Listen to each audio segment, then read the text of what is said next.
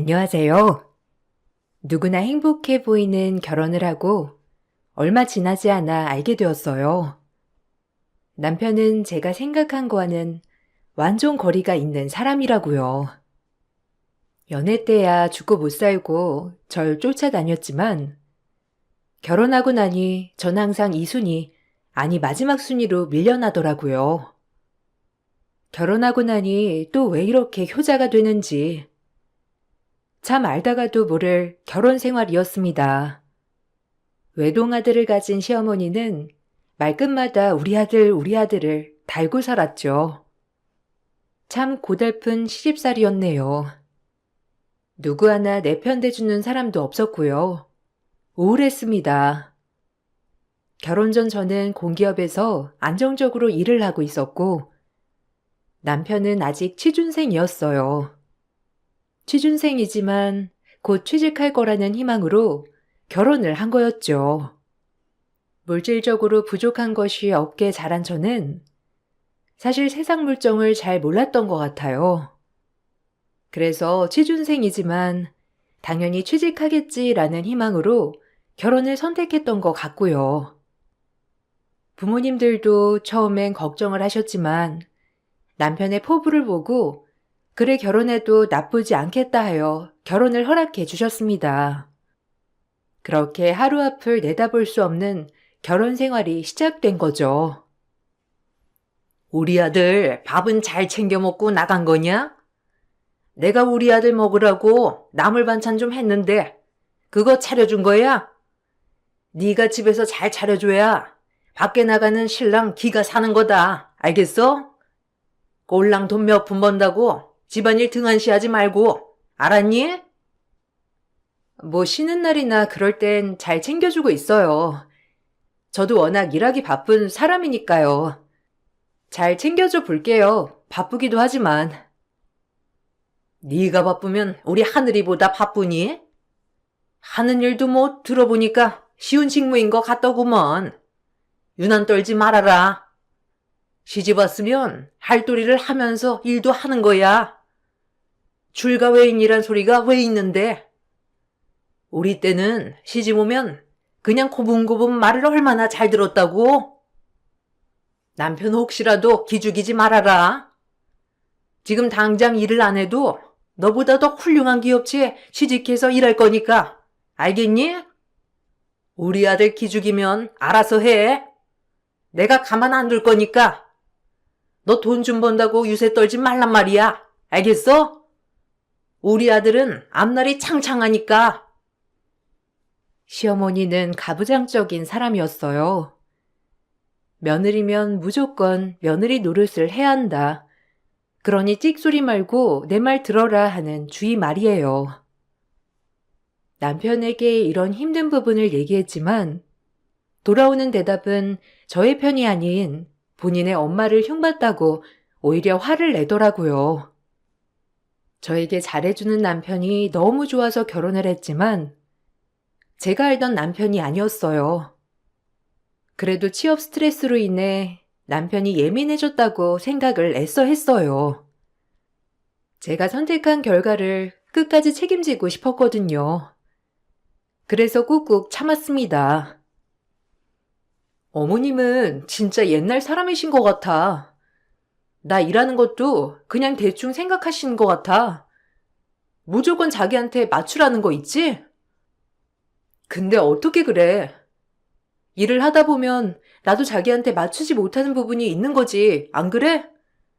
좀 속상했어, 오늘. 그게 뭐가? 엄마 말이 틀린 것도 아니잖아. 너 지금 나한테 그 말하는 저희가 뭐야? 나보고 엄마한테 따져달라는 거야? 되게 웃긴다. 엄마가 어른으로서 그렇게 말할 수도 있는 거지.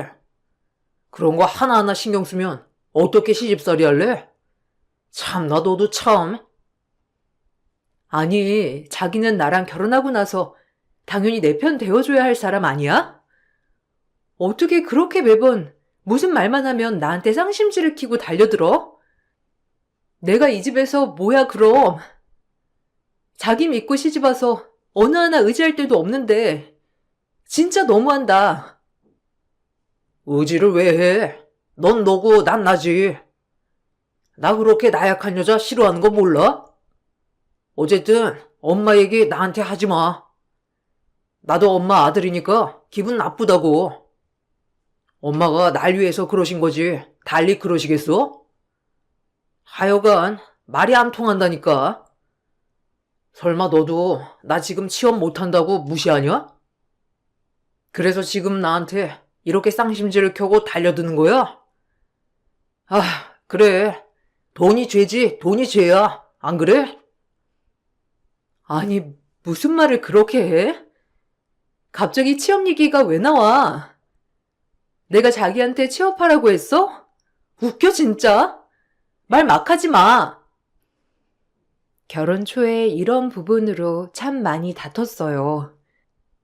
아직 정신적으로 시댁에서 독립하지 못한 남편은 오히려 어머니와의 저의 사이에서 저에게 질책을 하면서 어머님을 두둔했거든요.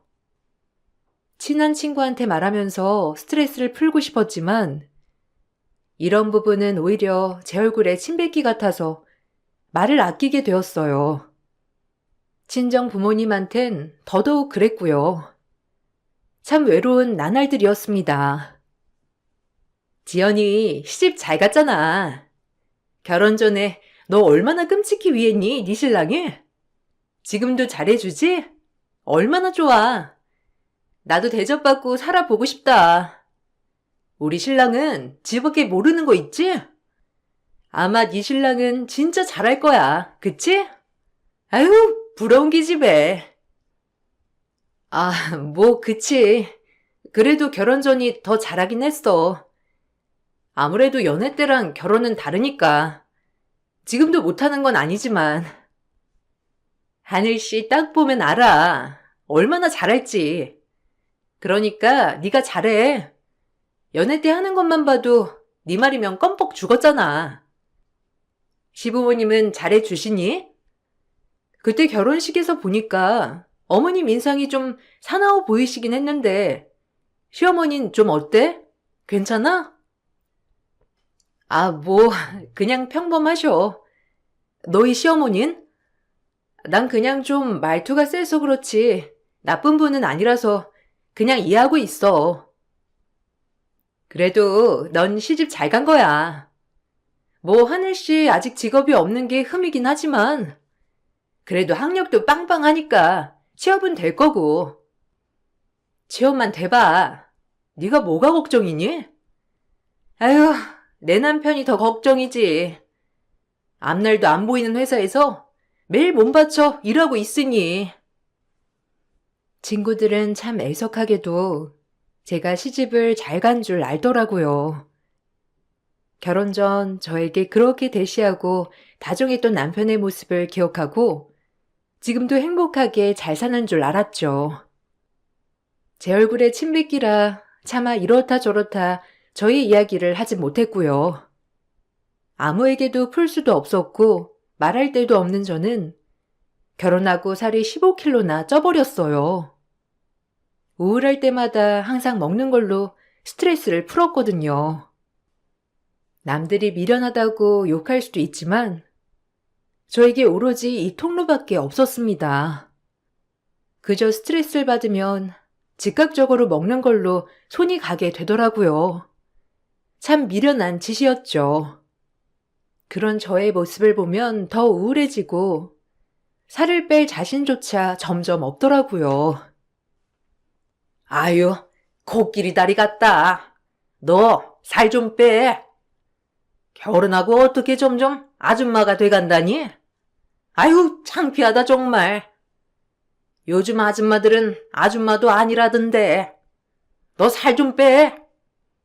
우리 하늘이 보기 창피하지도 않니? 저게 어떻게 여자다리야? 아유, 무서워 정말. 어머니, 어떻게 그렇게 모욕적으로 말씀하실 수 있어요? 아, 제가 살이 많이 찌긴 했지만 코끼리라뇨. 제가 어머니한테 어쩜 저렇게 콧대가 찌부댔어? 어머어머, 이렇게 말씀드리면 어떠시겠어요? 사람한테 해도 될 말이 있고 안 해야 될 말이 있는 건데. 뭐야? 너 지금 나 콧대 났다고 무시하는 거야? 참나. 내 코는 그래도 귀엽기라도 하지. 지금 네 다리통을 봐라. 어디 하늘이가 집에 들어오고 싶겠냐? 어휴, 무시무시하다 정말. 너 진짜 살 좀 빼. 큰일이다. 뚱뚱하면 얼마나 병이 많은데. 제 살은 제가 알아서 할게요. 이것도 다 스트레스로 인한 폭식 때문에 찐 거니까. 어머님은 상관하지 마세요. 제가 알아서 할게요. 상관 안 하게 생겼니? 어디 나가면 네가 내 며느리란 걸 다 알 텐데. 창피해서 내가 상관을 안 하게 생겼냐고. 아니 뭐가 그렇게 네가 스트레스가 많아? 취업 준비하는 네 남편이 스트레스면 더 스트레스지. 진짜 어이가 없어서 기가 막힌다. 살이 쪄서 심각해진 건 알지만 참 어쩔 수 없더라고요. 원래 마른 체형이었던 제가 늘 먹는 걸로 하나하나 풀다 보니 이렇게까지 되었는데 이 몸을 보고 어머님은 흉측하다며 항상 막말을 하셨어요. 남편 또한 이런 저에게 점점 마음이 식었는지 모욕하기 일쑤였고요. 진짜 자존감이 많이 내려갔죠. 그때 당시 이혼을 결심할 수도 있었지만 참 미련하게도 부모님께 잘 사는 모습을 보여주고 친구들한테도 이혼녀라는 꼬리표를 절대 보여주고 싶지 않았던 것 같습니다. 그래서 꾸역꾸역 버텼던 거죠. 남편이 취직만 하면 다시 다정해질 거다. 연애대로 돌아오겠지라는 희망으로 버텼던 것 같아요. 그래야 제가 살 수 있었거든요. 엄마가 뭐라니? 너 살 좀 빼래지? 나도 진짜 창피하다. 아니 어쩌다 이렇게 됐냐? 아무리 살이 쪄도 그렇지. 예전에 네 모습은 아예 없어. 그나마 얼굴 하나 봐줄만 했는데 이제 얼굴도 살에 파묻혔어 아주. 주말에 너랑 어딜 가겠냐? 뭐라고? 남들은 살이 쪄도 예뻐해 준다는데 자긴 어쩜 그래? 나 스트레스 많이 받는 거 알면서. 그리고 내가 왜 스트레스를 받았는데 누구 하나 내 편 대준 적 있어? 그러니까 먹는 걸로 풀지, 안 그래? 자기랑 나랑 대화를 해, 뭐를 해. 정말 남이잖아. 아니 결혼하고 뭘 얼마나 너한테 더 잘해야 하는데. 그냥 그렇게 사는 거야 부부는. 너무 많은 걸 바라는 거 아니야? 많은 걸 바라는데 내가 취업도 못한 당신한테 시집 온 걸까? 난 그저 따뜻한 말 한마디를 바랬을 뿐이야. 그 말 무슨 뜻이야? 나 취업도 못한다고 지금 뭐라고 하는 거야? 그래, 이젠 대놓고 무시한다 이거지? 너 잘났다 이거야? 항상 도돌이표 되는 싸움이었어요. 살 때문에 자존감도 많이 내려가서 싸우기도 지치더라고요. 싸우기만 하면 인신공격을 해대는 남편 때문에 더 힘이 들었거든요.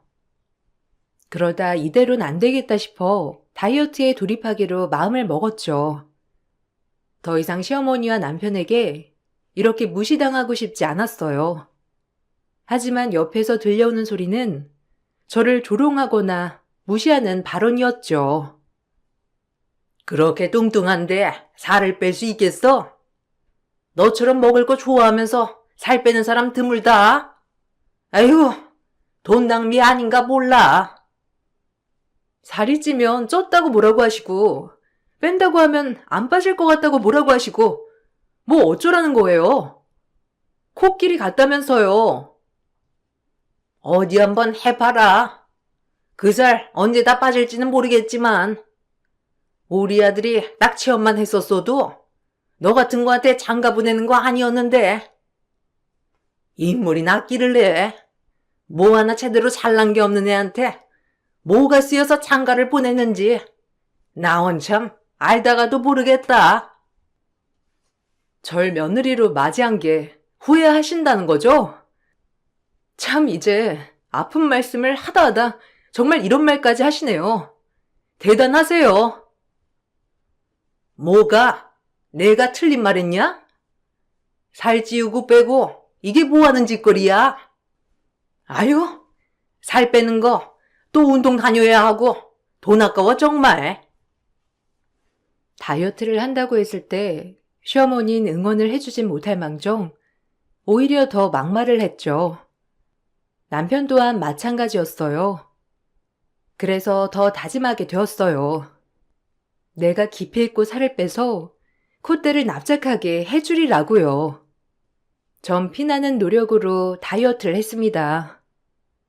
식사 조절은 물론 매일 PT까지 받아가며 하루도 빠짐없이 운동을 했죠. 다행히 급하게 찐 살이라 그런지 운동과 식이요법으로 10kg 정도를 감량했어요. 살이 빠지자 없던 자존감도 참 많이 올라가더라고요. 내 힘으로 뭔가를 이뤘다는 마음에서요. 그리고 살이 빠지니 남편도 매일 폭언만 일삼다가 조금은 사람 대접을 해주더라고요. 참 살이 뭔지 싶기도 하더라고요. 봤지? 내가 이래도 살이 안 빠져? 참나. 내가 하면 한다고 했잖아. 어때? 예전의 나로 점점 돌아오는 것 같아? 그래도 아직 좀 남았잖아. 뭐 보기엔 훨씬 낫네. 엄청 코끼리 같았는데. 더 빼야 해. 그래도 아직 먼 거 알지? 당신이나 공부 열심히 해. 뭐 하는 거야 도대체? 결혼하면 바로 취업한다더니 지금까지 1년을 그냥 내리놀기만 하잖아. 취직 얘기 하지 마. 좋은 회사 알아보고 있는 중이니까. 그리고 나한테 취업 얘기하면서 스트레스 주지 마. 가만 안 둬. 당신한텐 취직 얘기하면 안 되고 나한텐 살 얘기해도 되고? 나도 우울한 건 똑같아. 그러니까 말 조심 좀 해줘. 어? 넌 동기부여가 되잖아. 이렇게 채찍질을 하니까 살도 빼고 얼마나 좋아? 그러니까 넌 좀 채찍질 당해도 돼. 남편은 취업에 있어서 자격지심이 많은 사람이었어요. 그렇게 남편은 취업 준비 전 열심히 다이어트를 하던 그때 살이 빠지자 자연스레 아이도 생기더라고요. 사실 축복받아야 마땅할 아이였지만 이 타이밍에 아이가 생겨서 조금 혼란스러웠어요. 남편을 믿고 아이를 낳아야 할까라는 생각이 컸죠. 하지만 차마 생긴 아이를 지울 순 없더라고요. 남편과 시어머니에게 아이가 생겼다고 얘기를 하자 오히려 저를 비난했습니다. 정말 억울하고 눈물이 앞을 가렸죠. 그때 조금 각성을 한 것 같아요. 남편은 평생 제가 믿어야 할 사람이 아니구나라고요.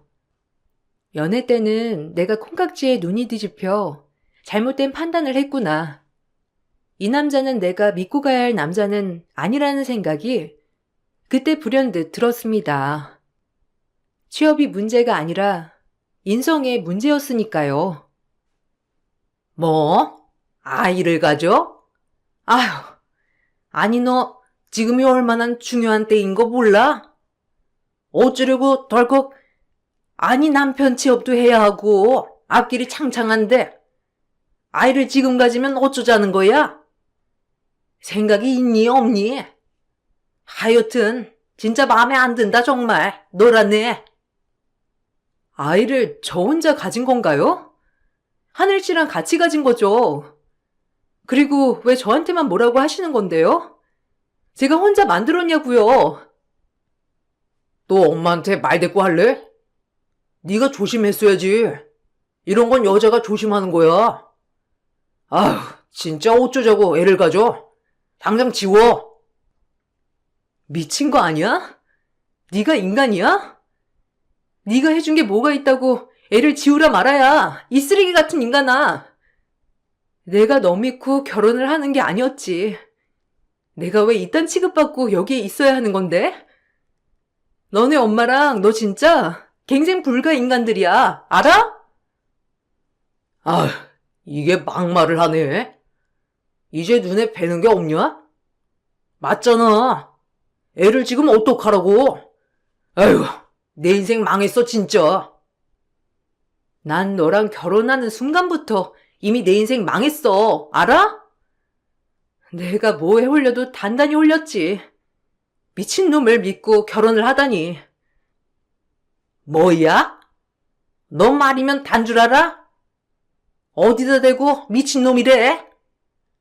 아니 막말로 네가 꼬셔서 결혼한 거잖아. 아니야? 아니냐고? 참, 쌍으로 모자가 대단하네요. 어떻게 생긴 애 보고 그렇게 막말을 하다니. 그래요. 둘이 천생연분이었지? 이 집엔 아무도 낄 수가 없어, 아주. 정상인이 어떻게 비정상인 인간들이랑 어울리겠어요? 안 그래요? 그래, 그냥 전부 다 끝내보자, 어? 더 이상 이 정신 나간 모자랑은 말을 이어갈 수 없더라고요. 밖에 나와 한참을 울었어요. 그날 처음으로 친정에 가서 모든 사실을 털어놓고 이혼을 한다고 말을 했죠. 제 이야기를 듣던 엄마 아빠는 참 속상해 하시면서 그러라고 하시더라고요. 정말 죄인이었습니다. 제가 며칠 집에도 안 들어가고 연락도 받지 않자 남편은 친정으로 찾아왔어요. 그리고 그제야 뭘 잘못한 걸 알았는지 싹싹 빌더라고요. 처음이었습니다. 결혼을 그렇게 꿇어앉아 빌던 모습 말이에요. 저희 엄마는 소금을 뿌려대고 온갖 쌍욕을 하셨지만 울면서 한 번만 봐달라는 남편을 외면하진 못하더라고요. 그날 저도 마음이 많이 풀린 건 사실이고요. 한 번도 저에게 빌었던 모습을 보여준 적 없는 남편을 보고 정말 반성했나 싶은 마음이 들었거든요. 아이도 생겼겠다 마음이 많이 약해졌어요. 사실 아이를 혼자 키우기란 겁도 많이 났었고 한부모 가정이 되는 거 자체가 안쓰러웠거든요. 미안해. 내가 돌았었나 봐. 반복되는 취업 실패. 내가 해서는 안 될 말을 했다. 너 없으면 안 되는데 며칠 곰곰이 생각해봤어. 난 너 없으면 안 되더라. 미안하다 진짜. 너랑 아기 내가 무슨 일이 있어도 책임질게. 정말 달라질 거야. 그러니까 용서해줘. 아, 잘못한 건 아나 보네. 얼마나 마음고생을 했으면 애가 울음을 안 그쳐, 어? 자네 믿고 시집 보냈는데 그러면 되겠어? 막말로 우리 딸이 버려먹이는 거잖아. 정신 차려. 우리 딸 눈에서 눈물 나게 하면 네 눈에선 피눈물 날 줄 알아. 알겠니? 엄마, 그만해요. 이 사람도 반성 많이 한 것 같은데. 이런 모습 보여드려서 정말 죄송해요, 엄마, 아빠. 잘 살게요. 언제든 와라. 열려있어, 여기는. 아니나 싶으면 갈라서는 거야. 알겠어? 참고 살 이유 전혀 없어. 네가 뭐가 모자라서. 죄송합니다, 장모님. 용서해 주세요. 다신 지연이 울리지 않을게요. 그러니까 한 번만 용서해 주세요. 제발요. 네? 전 그리고 그날 남편과 돌아갔죠. 그날은 예전 연애하던 시절처럼 남편이 모든 걸 다 맞춰주더라고요. 저 역시 이제서야 남편이 저에게 돌아온 것 같아 기분이 좋았습니다. 시련도 많았지만 이젠 안 그러겠지라는 마음이 더 컸어요. 그리고 열심히 태교에 집중하게 되었죠. 중간중간 남편의 천성이 조금은 비쳤지만 그래도 예전의 막무가내의 모습들은 고치려고 하였고요. 하지만 이것도 얼마 못 가 예전의 막말 남편으로 돌아오더라고요. 그때마다 저도 욱하기도 많이 하였지만 아이를 위해 참는 날이 더 많았어요. 이왕 낳기로 한 거 그냥 참자. 우리 아이한테 한부모 가정은 만들어주지 말자 하는 마음에서 말이에요. 모든 부모가 그러하듯 자식을 위해선 못할 게 없다고 생각했죠. 그렇게 아이만을 위해 살아가야겠다 다짐을 했거든요. 힘들게 뺀 살, 만삭 다 되니까 이제 다시 도루묵이네. 완전 코끼리가 따로 없다. 에휴, 다리통 봐. 무서워라. 뭐야? 의사가 15kg까진 괜찮다고 했어. 내가 뭐 괜히 쪄? 아이 가지고 만삭이니까 이렇게 찐 거지. 살 얘기 좀 하지 마. 임산부한테 얼마나 스트레스 되는 줄 알아? 어머님도 자꾸 살쪘다고 또 뭐라고 하시고. 나 또 스트레스 받아, 어? 뭐 한두 번이니? 쟤 살찌는 거? 이제 놀랍지도 않아. 나는 네가 졌을 때 얼마나 날씬했는지 사람들이 임산부인 줄도 몰랐다니까. 야, 내 친구 와이프는 만삭인데도 늘씬해, 알아? 네가 관리를 못하니까 그렇게 뒤뚱거리는 거지, 무슨. 핑계도 좋다. 어차피 애 무게 몇 킬로 안 되잖아. 아유, 그때 확 이혼해 버릴걸. 내가 돌아도 단단히 돌았었지. 안 그러냐? 너도 후회되지? 뭐라고? 진짜 막말할래?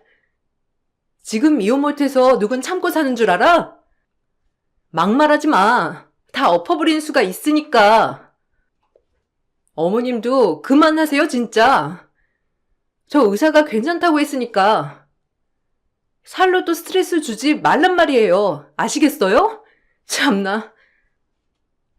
남편은 재벌은 남 못 준다고 막말하고 무시하는 습관은 버리지 못하더라고요. 정말 화가 머리끝까지 났지만 참았어요. 그럴 때마다 시어머니는 얼씨구나 하며 거들기 시작했죠. 고단한 나날들이 또다시 시작되는 순간이었습니다. 괴로웠어요. 불행 중 다행으로 아이가 복덩이인지 그렇게 되지도 않던 취업에 남편은 성공을 하여 필기 합격과 동시에 최종 면접을 앞두고 있었습니다. 결혼 후 처음으로 면접까지 가는 남편은 정말 설레어 보였어요. 저조차도 기분이 좋았지만 한편으론 걱정도 되었죠. 지금도 이렇게 무시를 하는데 취직까지 하면 오죽할까 하면서 말이에요. 그래도 최대한 기뻐해 주기로 했습니다.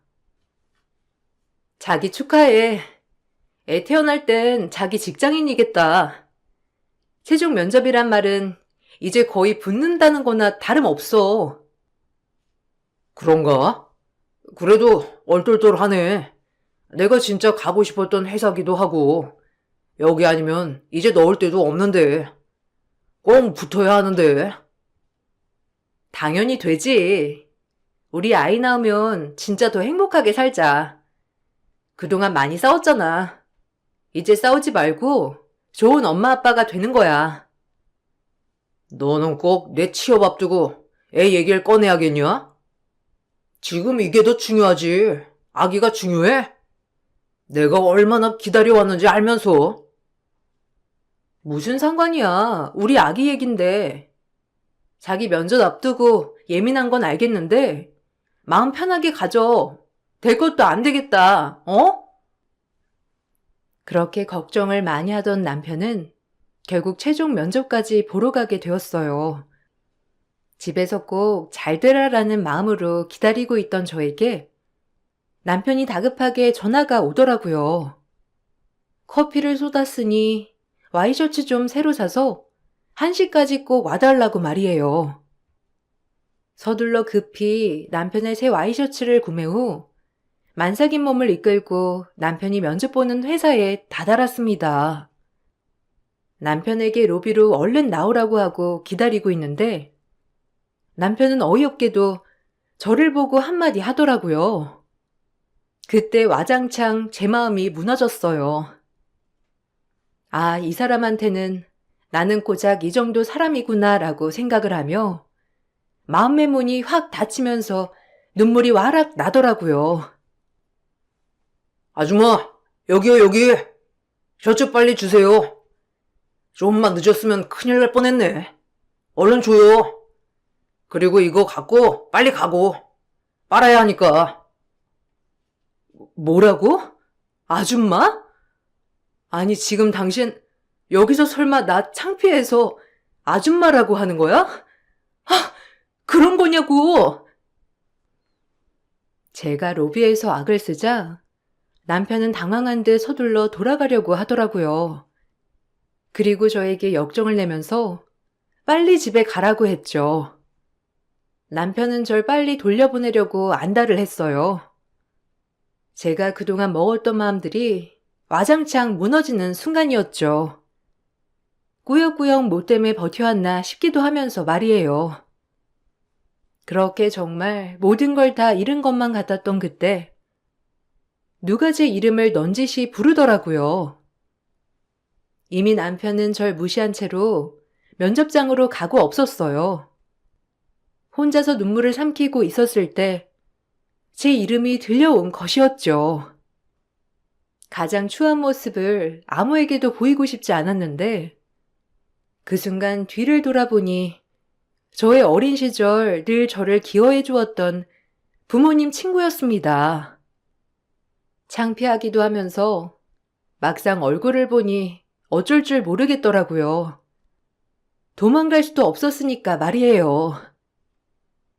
지연아, 아니, 여긴 어쩐 일이야? 부모님은 잘 계시지? 아이 가졌다곤 들었는데, 와, 여기 무슨 일로 왔어? 아저씨가 여긴 어쩐 일이세요? 여기가 그때 근무한다고 하셨던 회사시군요. 참 못 볼 걸 보이네요, 아저씨에게. 아니, 무슨 일인데 이렇게 서럽게 울어? 배도 많이 나와 힘들어 보이는데. 일단 어디 좀 앉아서 얘기 좀 하자, 어? 그 아저씨는 저희 부모님의 중마고우였습니다. 어릴 때부터 절 딸처럼 여긴 아저씨였죠. 자식이 없던 아저씨는 절 딸처럼 매우 예뻐하셨거든요. 순간 아저씨 얼굴을 보는데 아빠 얼굴과 오버랩이 되면서 눈물이 왈칵 쏟아져 나오더라고요. 참 처량하기도 하고 내 신세 왜 이러나 싶기도 하면서요. 그렇게 아저씨 얼굴을 보고 눈물이 터져 나왔어요. 제가 막 울어버리자 아저씨는 놀라 저에게 다가와 무슨 일이냐며 되물었고 전 한참을 울고 난 뒤 천천히 얘기를 꺼낼 수 있었습니다. 아저씨는 제 말을 조곤조곤 잘 들어주더라고요. 그러곤 한숨을 여러 번 내쉬었어요. 아저씨가 보기엔 제가 참 안타까웠던 거죠. 아저씨, 아니, 죄송합니다. 갑자기 눈물이 나서요. 주책이죠, 정말. 오랜만에 뵈서는 제가 이러면 안 되는데. 아니, 무슨 일이야? 여긴 어쩐 일이고, 어? 잠깐 여유 있으니까 울지 말고 말해봐. 누가 널 울린 거야? 어느 놈이? 제 인생은 실패예요. 제가 선택한 길이지만 정말 힘드네요. 뭐 하나 쉬운 것도 없고 진짜 이대로 없어져 버리고 싶어요. 전 그때 뭐에 홀렸는지 아저씨한테 모든 일을 다 털어놓았습니다. 아저씨는 그 말을 듣고 노발대발하셨고 알고 보니 회사 차기 대표로 선출이 되셨더라고요. 남편의 일을 알고 분노를 하셨죠. 그리고 보기 좋게 남편을 세종 면접에서 탈락시켰습니다. 차기 대표의 권한으로 말이에요. 아저씨가 기업 임원인 건 알고 있었지만 이 정도로 끝발 있는 사람이란 건 몰랐어요. 아저씨는 저에게 모든 걸 다 아저씨에게 맡기라고 말한 뒤 택시를 태워 저를 집에 보내주셨습니다. 울지 말라는 말과 함께요. 임하늘 씨는 제가 보기에 가정도 제대로 건사도 못하는 것 같은데 회사에서 큰일 날 수 있겠어요? 아까 로비에서 다 봤습니다. 이런 말 하긴 뭐하지만 부인 같던데 돌아서는 모습에서 눈물을 잔뜩 흘리며 가더라고요. 아쉽지만 전 그런 책임감 없는 사람을 저희 회사의 일원으로 받아들일 수가 없겠네요. 그럼 전 이만 최종 평가를 마치겠습니다. 다들 할 말 있나? 아, 대표님이 그러시다면 그러신 거죠. 일단 이만일 씨는 그럼 점수는 이걸로 하지. 그래야 이게 맞으니까. 차기 대표가 이렇게 말을 하자 임원들도 술렁술렁 거리더니 남편에게 점수를 꽝으로 좋다고 하더라고요. 사실 참 고소하더라고요. 내가 못하는 물리적인 방법으로 남편을 물먹였으니까요. 전 집에 와 모든 짐을 싸고 이혼 준비를 시작했어요. 남편은 절대적으로 갱생이 불가할 것 같았거든요.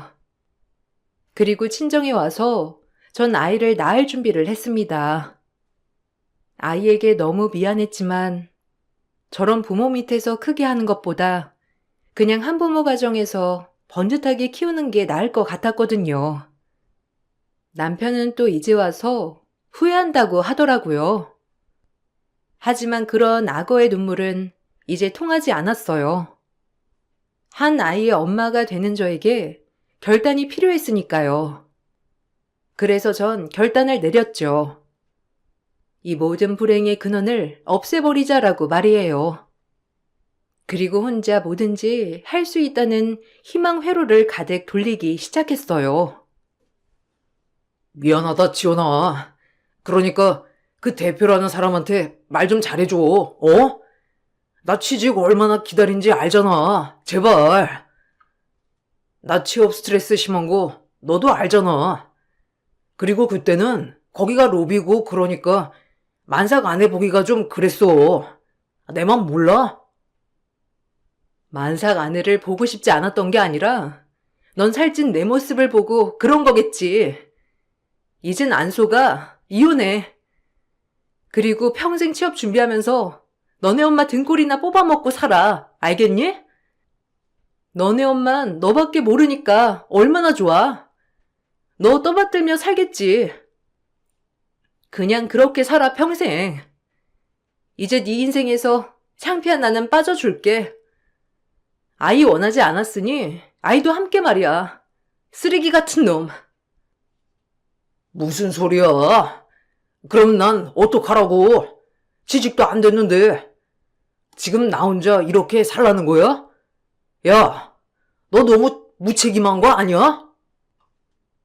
나한테 또 기생하려고 했니? 언제까지 네가 내 등에 빨대 꼽는 거 봐줄 줄 알았어? 꺼져. 다신 상종 못할 거지 같은 놈아. 갑자기 이러는 게 어딨어? 그땐 내가 말이 헛나왔다니까. 내가 네가 창피했으면 결혼을 했겠냐? 어? 제발. 그땐 내가 뚱뚱하지 않은 시절이었지. 넌 내가 조금이라도 변하면 바로 마음 바꿀 놈이야. 그리고 시집하면 더 하겠지? 너 이제 못 믿어. 아이 아빠라는 것도 창피하다. 쓰레기 같은 인간. 나랑 우리 아이 앞에 나타나지 마. 넌 그냥 혼자 사는 게 누구 도와주는 거야. 전 바로 이혼 소송을 걸었죠. 아이도 그 사이에 무사히 낳았답니다. 아빠가 없다는 것이 슬픈 현실이지만 아빠 없이 꽉꽉 채워줘야겠다 다짐했어요. 그리고 무능력한 남편 덕분에 친권 양육권을 무사히 제가 가져오게 되었고 저의 이혼 소식을 들은 대표 아저씨는 비슷한 계열 회사에 압력을 넣었다고 하더라고요. 다행히 남편은 회사 곳곳에 블랙리스트로 자리하게 되었죠. 부모님도 대표 아저씨에게 참 고마워했고요. 젊었을 때 저희 부모님에게 받은 게 더 많다던데 그래도 이렇게 대가품할 수 있다며 좋아하시는 아저씨였어요. 시어머니 쪽으로 재산이 좀 있으셨기 때문에 양육비도 다달이 받을 수 있었고 시어머니에 대한 정신적 폭행에 대한 위자료도 받을 수 있었습니다.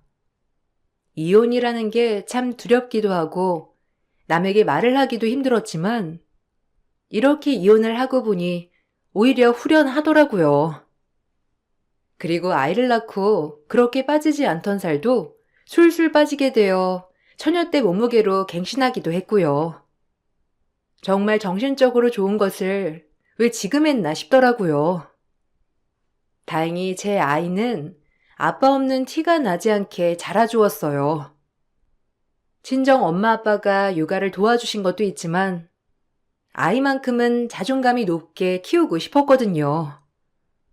이 글을 쓰면서도 그때의 제가 왜 그랬는지 후회가 가득하지만 그때의 제가 있었기 때문에 지금 한 단계 더 발전한 제가 있는 건가 싶기도 해요. 지금은 제 자존감도 올라갔고 항상 긍정적으로 살고 있답니다. 여러분들도 주변에 자존감을 갉아먹는 사람들이 있다면 아싸리 손절해 버리세요. 그것이 내 정신건강에 이로우니까요. 지금까지 제 글 읽어주셔서 정말 감사합니다. 안녕하세요. 저는 광명에 살고 있는 30대 후반 여자입니다.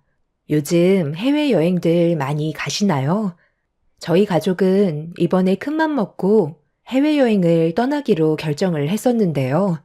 공항까지 도착해서 너무 충격적인 일들이 벌어지는 바람에 단호한 결정을 내릴 수밖에 없었습니다. 그리고 이번 일로 인해 돌이킬 수 없는 결과까지 오고 말았어요. 결혼 5년 차였던 저희 부부는 매년 양가 부모님 여행을 계획해 드렸었어요. 선물 같은 것보다는 차라리 여행을 보내드리는 게 좋을 것 같다고 생각했던 거였죠. 그래서 1년에 한 번은 해외여행을 보내드렸는데 2년간 전염병으로 인해 발이 묶이게 되면서 여행을 보내드리지 못하게 되자 시댁에서 불만이 쏟아져 나왔습니다. 저희 부모님께서는 그 돈 모아서 저희 살림에 보태라고 하셨는데 시부모님은 반대되는 말씀을 하셨어요. 그때 당시 그 말을 들었을 때 많이 서운하긴 했었습니다. 하지만 매년 가시던 여행을 못 가시고 국내에서만 맴돌다 보니 스트레스를 많이 받으신 것 같아 최대한 이해하려고 했었습니다. 하지만 시모의 히스테리는 점점 심해졌고 그럴 때마다 저 또한 많은 스트레스를 받았어요. 시모의 불만이 남편도 많이 버거웠는지 최대한 좋게 풀어가려고 노력을 했었지만 시모와의 갈등은 쉽게 사그라들지 않았습니다. 처음부터 저희가 먼저 여행 계획을 세운 것도 아니고 시부모님께서 선물 같은 걸 주는 것보단 차라리 그 돈 모아서 해외여행 한번 보내주는 게 어떻겠냐고 의견을 주시길래 그렇게 하기로 결정을 했던 거였지만 전 세계적으로 상황이 안 좋아진 만큼 제약이 있는 건 어쩔 수 없는 거였는데 시모의 짜증은 날이 가면 갈수록 풀어지기는커녕 점점 더 심해져 감당하기가 너무 힘이 들었어요. 나도 참을 만큼 참았다. 이 좁은 땅덩어리에서 여행 다녀봤자 전부 다 똑같아서 시간만 아깝지. 하나도 즐겁지가 않다. 해외여행은 도대체 언제 갈 수 있는 거니? 엄마, 좀 기다려보세요. 계속 재촉하셔봤자 달라지는 거 아무것도 없다니까요. 예전과 많이 달라서 비행기표 티켓팅 하는 것도 경쟁이 치열하다고요. 그것뿐이에요. 패키지 상품은 뭐가 좋은지 전체적으로 전부 맞아떨어져야 하니까 알아봐야 되는 것들이 한두 개가 아니라고요.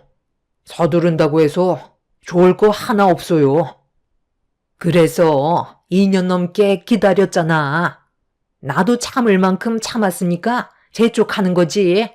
나이는 계속 먹어가는데 움직이지 못하고 국내에만 박혀 있으니 얼마나 스트레스를 많이 받는지 아니? 이번 달 안에 무조건 떠날 수 있게 해줘라. 일단 떠나기만 하면 되니까 대충 있는 상품으로 결제하면 되잖아. 이것저것 따지지 말고 나와 있는 상품으로 결정하라니까. 나는 이미 짐 다 싸놓고 떠날 준비가 딱 되어 있는데 너희들이 너무 꿈떠서 내 속이 뒤집어질 것 같단 말이다. 어머님, 제발 그만 좀 하세요. 저희가 맨날 놀고 먹는 것도 아니고 하루 종일 일하다가 와서 두 발 뻗고 쉬지도 못하고 몇 날 며칠 힘들게 알아보고 있는데 고생하는 저희 입장도 이해해 주셔야죠. 안 보내드리겠다는 것도 아니고 준비가 끝나는 대로 말씀드리겠다고 분명 어제도 전화통화로 설명드리지 않았어요? 어머님이 이러실수록 시간은 더 늦어질 수밖에 없다는 거 모르세요? 저희 이제 막 퇴근하고 집에 들어왔어요. 옷도 갈아입지도 못한 상태인데 연락도 없이 찾아오셔서 무조건 보채기만 하시면 좋은 마음으로 해드릴 수가 있겠어요? 돌아가 계세요. 준비되는 대로 연락 드릴 테니 그렇게 해 주실 수 있죠? 여행 한번 보내주는 건데 왜 이렇게 일이 많은 거야? 그냥 대충 결제해서 가면 되는 거잖아. 나도 웬만하면 억지 부리고 싶지 않은데 너무 오래 기다렸다. 오늘 내 두 눈으로 상품 결제하는 것까지 확인하고 집으로 돌아가도록 하마. 옆집, 윗집, 아랫집 여기저기에서 며칠 전부터 여행 간다더니 벌써 다 떠나서 동네가 얼마나 조용한 줄 알아? 나 혼자 남아있는 느낌을 네가 아냔 말이다. 너희들이 기다려달라고 해서 계속 참고 기다렸는데 벌써 보름이나 지났잖아. 그럼 그냥 아무거나 결제해서 대충 보내드려도 되는 거예요?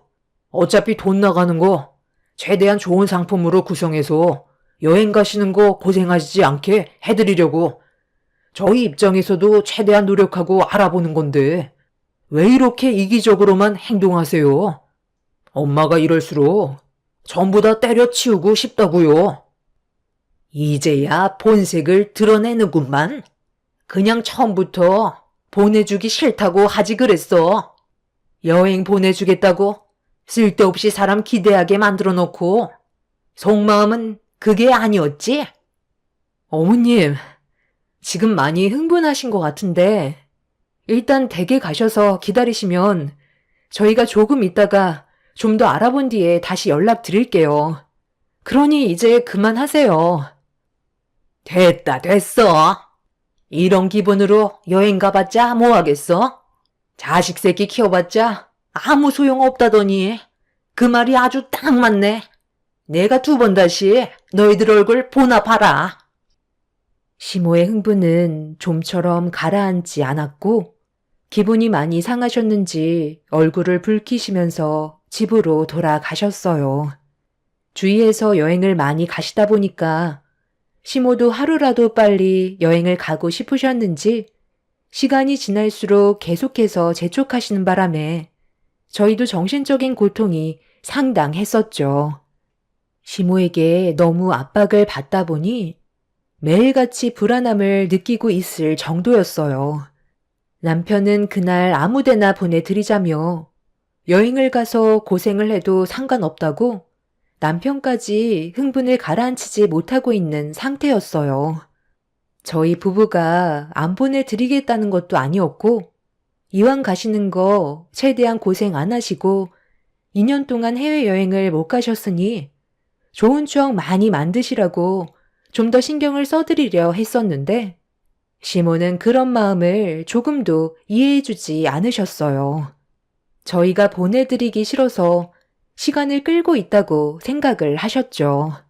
정말 한숨밖에 안 나오는 상황이었지만 그래도 저는 최대한 좋게 해서 보내드리려고 그날 남편과 저녁을 먹은 뒤 집안 정리를 끝내고 어느 정도 흥분을 가라앉힌 다음 괜찮은 패키지 상품을 알아보게 되었고 한참의 고민 끝에 가격도 나쁘지 않고 구성 상품도 좋은 것 같아 다음날 여행사와 상담을 통해 궁금한 것들을 물어본 다음 여행 상품을 결제하게 되었습니다.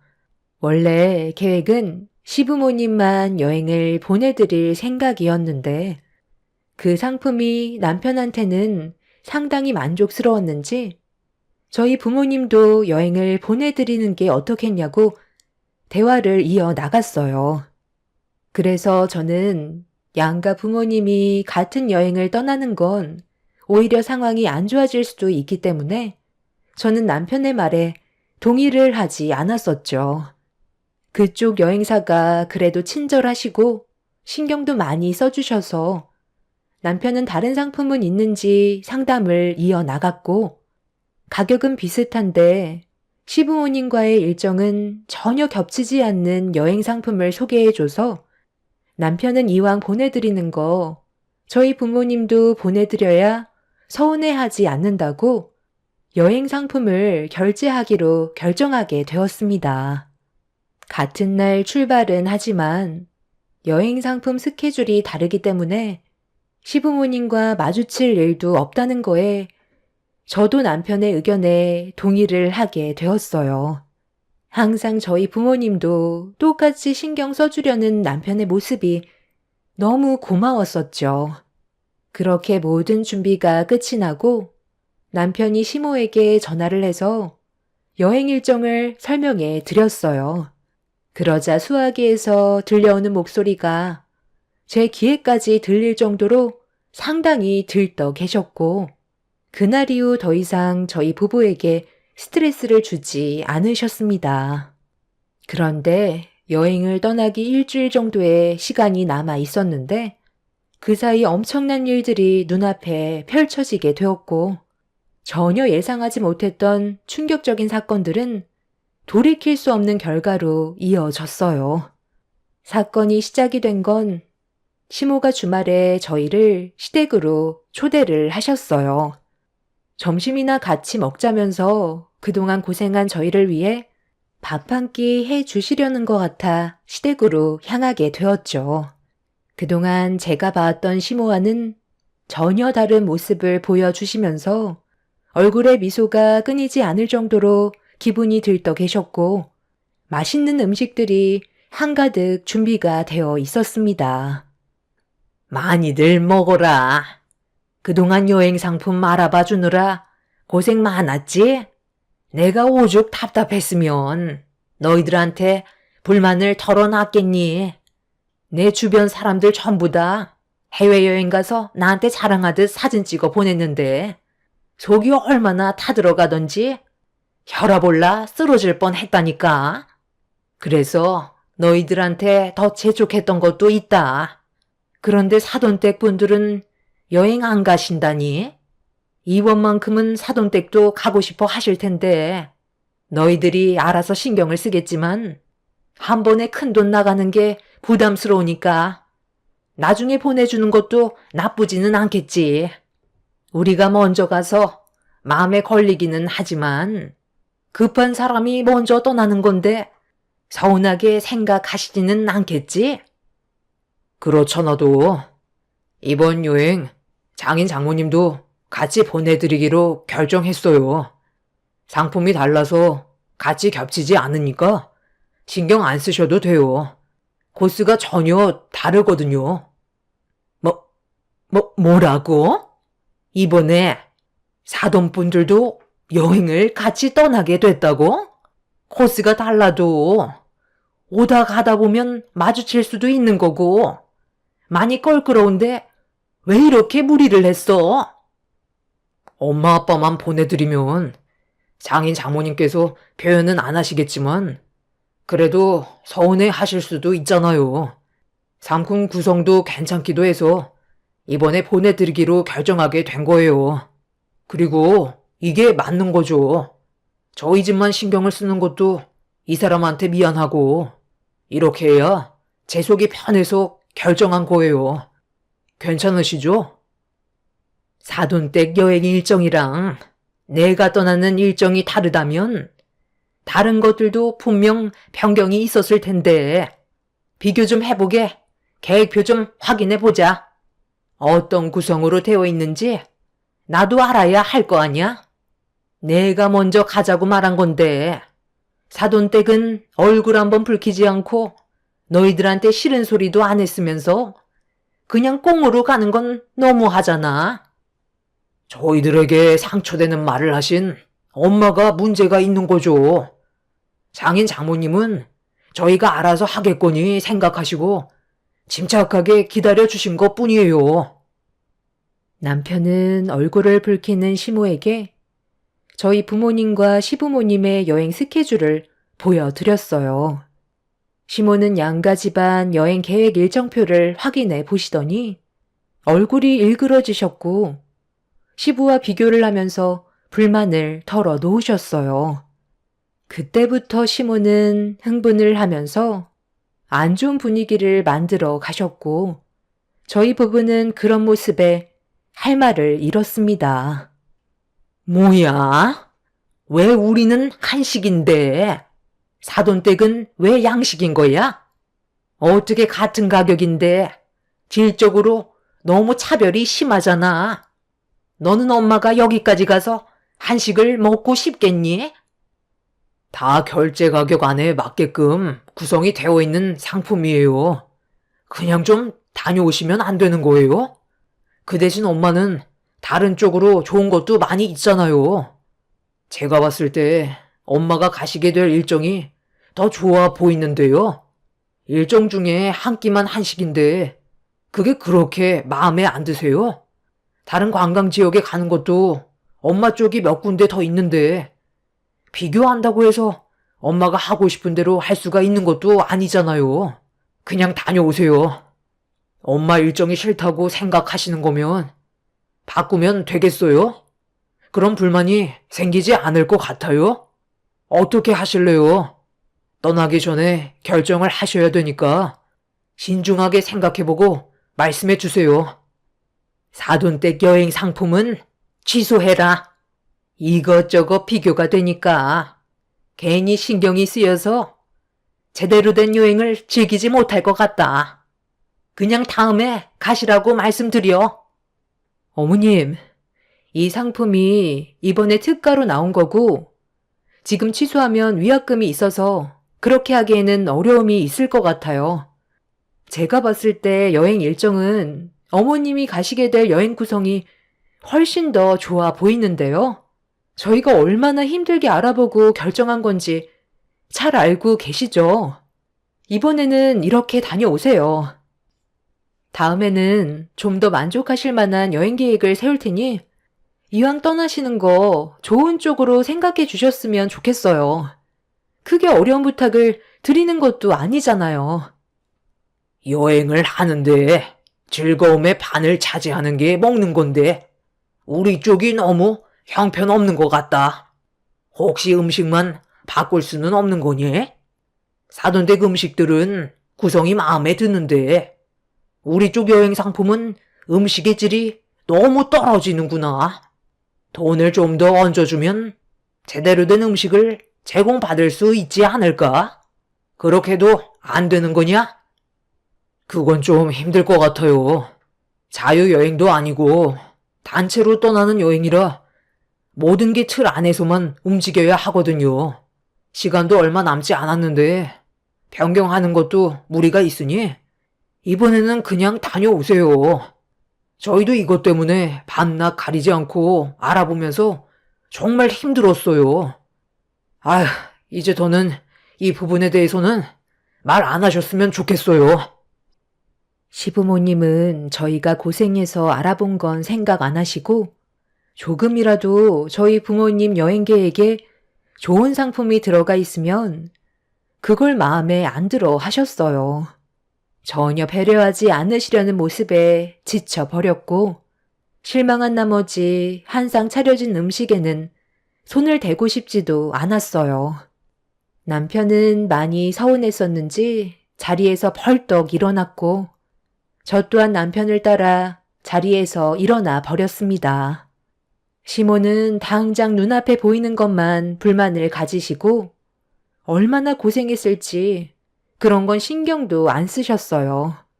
결국 저희 부부는 더 이상 아무 말도 하고 싶지 않아서 그냥 집으로 돌아와 버렸고, 그날 이후 시부모님한테 일절 연락 같은 건 하지 않았습니다. 그렇게 시간이 지나고 여행을 떠나야 하는 시간이 다가왔어요. 그래도 오래간만에 해외여행을 떠나시는 건데 배웅은 해드려야 할 것 같아 공항으로 가게 되었죠. 저희가 먼저 도착해 시부모님과 저희 부모님을 기다렸어요. 2년 만에 떠나시는 여행이라서 그런지 저와 남편도 긴장을 한 상태였는데 공항에 먼저 도착한 시부모님은 밝은 얼굴이 아닌 그늘진 얼굴로 저희 앞으로 다가오셨어요. 남편은 시부모님을 모시고 비행기 티켓을 끊었고 뒤이어 저희 부모님께서도 도착을 하셔서 제가 비행기 티켓 끊는 걸 도와드렸습니다. 그렇게 양가 집안이 모두 마주보게 됐는데 어색한 인사와 함께 침묵이 흐르고 있었어요.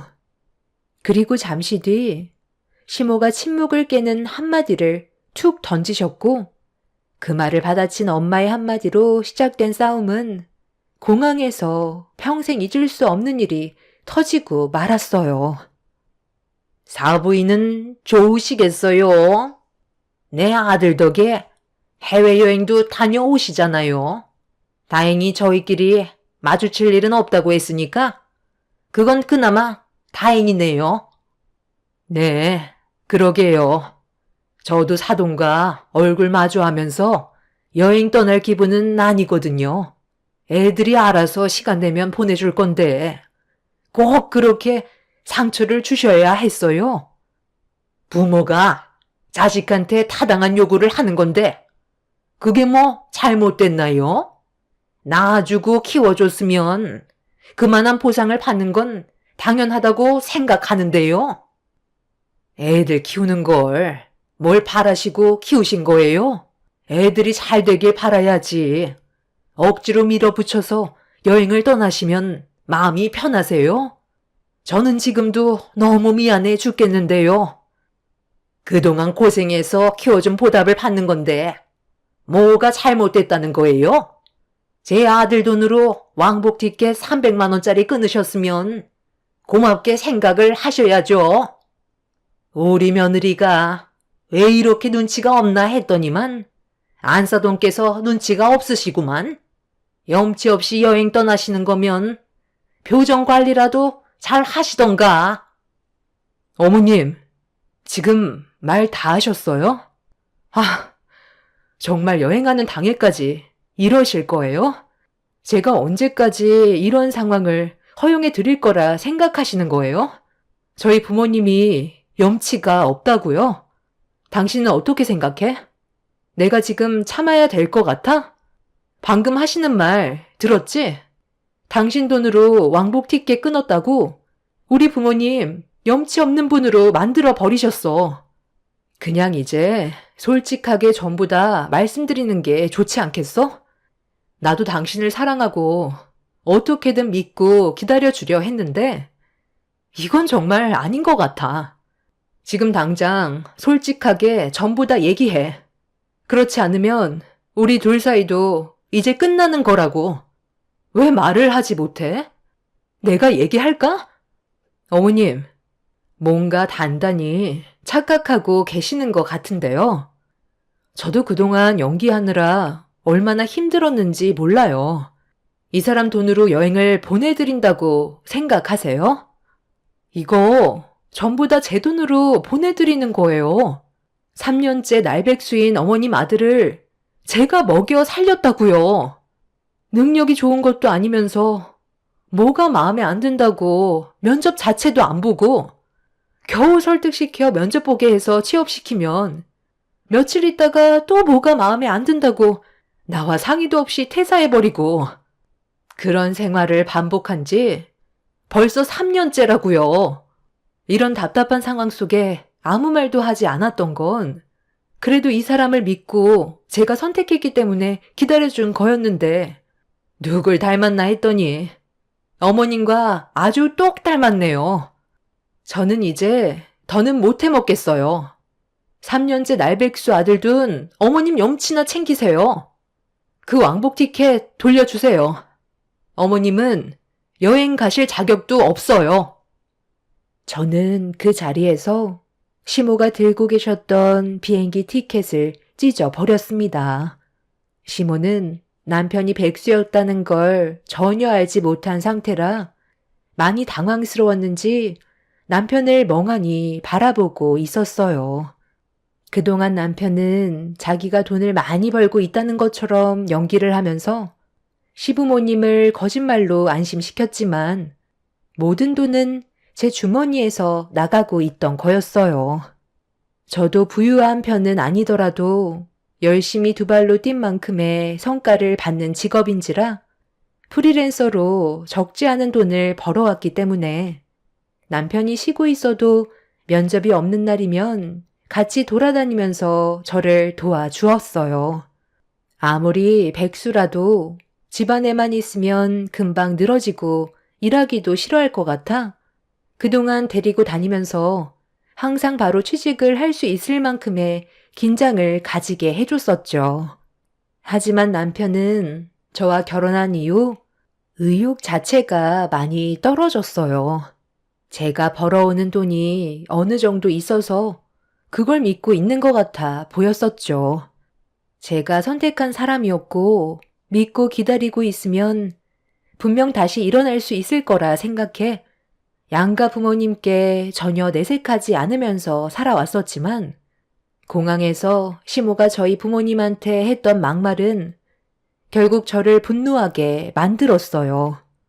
결국 이성의 끈을 놓아 버렸고 곧 비행기가 출발한다는 말에 모두가 충격을 받은 상황에서 저는 부모님을 비행기 태워 보내드렸습니다. 그리고 시부모님과 남편을 다시 마주하게 되었죠. 여보세요? 네, 죄송하지만 여행 패키지 상품 하나 취소하려고요. 당일 취소라 전부 다 돌려받지 못한다고요? 네, 저도 알고 있어요. 그래도 취소해 주세요. 당신 지금 뭐 하는 거야? 그래도 힘들게 여행 상품 결정해서 결제까지 했는데 취소까지 하는 건 너무하잖아. 아무리 그래도 이건 아니지. 내가 폭발하기 전에 당신이 먼저 막지 그랬어. 나도 참을 만큼 참았던 거 알지? 어머님이 방금 하신 말씀 들었잖아. 우리 부모님 보고 염치가 없대. 그 말을 들었는데 어떻게 가만히 있어? 어머님이 전부 자초한 일이니까 어쩌겠어. 해외여행은 앞으로 꿈도 못 꾸시는 거지. 당신이랑 나와의 관계도 다시 한번 생각해 보는 게 좋겠어. 그동안 연기하는 것도 정말 힘들었고, 일도 안 하는 남편 데리고 다니면서 그래도 믿고 기다려줬는데, 날이 가면 갈수록 지금의 삶에 적응을 했는지, 일을 할 생각보단 그냥 내 뒤를 따라다니면서 밥이나 축내고 하루를 무의미하게 지내고 있잖아. 내가 화장품 하나 팔려면 얼마나 많이 움직여야 되는지 알아? 당신은 옆에서 고생하고 있는 거 뻔히 봐왔으면서 어떻게 3년이 넘게 백수 생활을 이어나갈 수 있어? 이제 더는 안 돼. 우리 당분간 별거 하면서 진지하게 생각해 봐야 할 것 같아. 어머님, 다시 한번 말씀드리지만 3년 동안 전부 제 돈으로 나가고 있던 거였어요. 이 사람이 결제해주는 척 했던 것도 그래도 집안의 가장이고 어깨 좀 올라가라고 옳은 척 해줬던 거라고요. 그런 것도 모르시면서 저희 부모님이 염치가 없다고요? 이 사람과 별거하는 동안 저도 진지하게 생각해 보겠지만 아마 이혼을 결정할 것 같아요. 저도 이런 삶을 원한 건 아니거든요. 어머님도 백수 아들 끼고 한번 살아보세요. 아마 속 터져서 혈압 올라 쓰러지실걸요? 2년 동안 해외여행 못 가셨다고 저에게 온갖 히스테리 부리셨죠? 저는 거기에 더해 3년간 백수 생활하고 있던 이 사람 문인력까지 더해서 스트레스 받고 있었어요. 살다 보니 알겠더라고요. 사랑만으론 모든 걸 헤쳐나갈 수가 없어요. 그래도 해외여행 가시려고 많이 들떠 계셨을 텐데 이거 어째요? 말 한마디 잘못하셔서 전부 물거품이 되어 버렸네요. 그럼 저는 또 일을 하러 가봐야 해서 먼저 가보겠습니다. 어머님이 백수 아들 챙겨주세요. 맨날 데리고 다니는 것도 너무 지쳤거든요. 그리고 내 마음에 변화가 없다면 이혼 서류 따로 보내줄 테니 법원에서 보자. 그동안 남편을 데리고 다니면서 미래가 보이지 않았어도 믿고 기다려주면 달라질 거라 생각했었는데 남편은 조금도 달라진 모습을 보여주지 않았어요. 노력 자체를 하지 않았죠. 그것도 정말 힘들었었는데 시모까지 더 얹어서 저를 힘들게 했으니 저도 더 이상은 참을 수가 없었던 것 같아요. 결국 이번 일로 인해 남편과 저는 현재 별거 중이고 이혼을 고려하고 있습니다.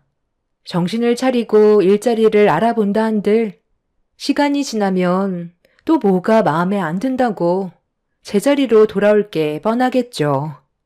거기에다가 시모까지 거들 테니 그만 정리하는 게 정신건강에 좋을 것 같습니다. 저희 부모님께서는 불편한 마음으로 떠나시긴 하셨지만 그렇다고 많은 돈을 결제했는데 안 가시면 그 돈이 아까워서 보내드리긴 했는데 마음이 편치 않으신 것 같아요. 제가 잘 설명드린 다음 여행을 떠나신 만큼 그곳에선 최대한 좋은 추억 많이 만들고 오시라고 했어요. 걱정하셔봤자 달라지는 건 없으니까요. 제 결정이 옳았으면 좋겠어요. 사람이 아무리 착해도 경제적으로 무능력하고 의욕이 없으면 앞으로 살아가는데도 많이 힘들 것 같거든요. 아이가 없던 게 천만다행이라고 생각해요.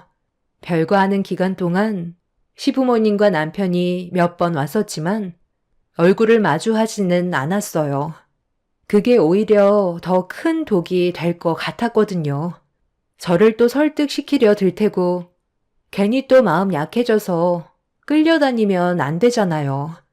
단호하게 결정하는 게 제 인생을 구하는 길이 아닐까 생각합니다.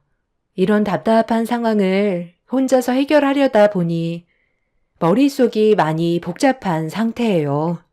저보다 많은 경험을 가지고 계신 인생 선배님들의 조언도 듣고 싶어요. 저 혼자 결정하는 것보다는 그래도 많은 분들의 의견을 들어보는 게 훨씬 더 현명한 방법일 것 같아서요.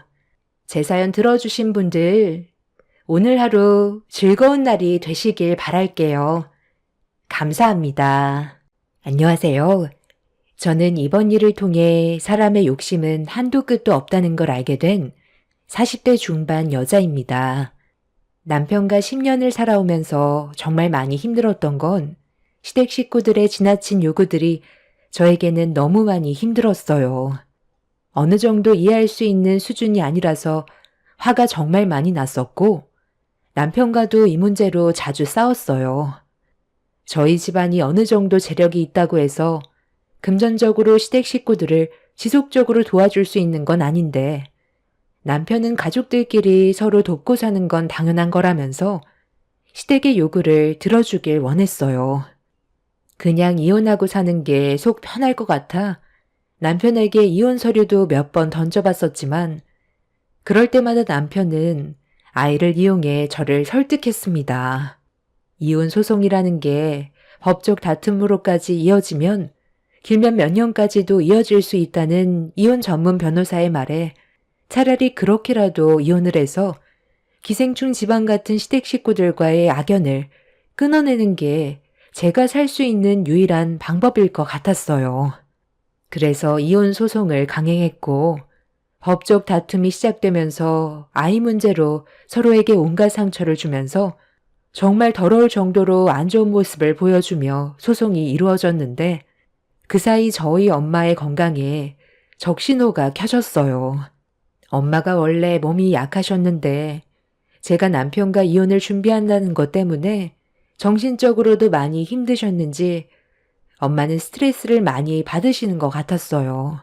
남편이 제 편이 아닌 시댁 편에 서서 집안의 가장 역할을 하지 못해 이런 사태까지 벌어진 것 같아 이 모든 것들이 전부 다 남편 탓만 같았어요. 본인 입으로는 엄마가 자기 때문에 건강이 악화된 게 아닌 원래부터 몸이 약하셔서 건강에 문제가 생긴 건데 왜 자기한테 탓을 돌리냐며 조금도 잘못이 없다는 말로 제 마음을 후벼 팠어요. 시댁 식구들을 금전적으로 도와줬던 건 처음엔 남편이 저에게 잘했었어요.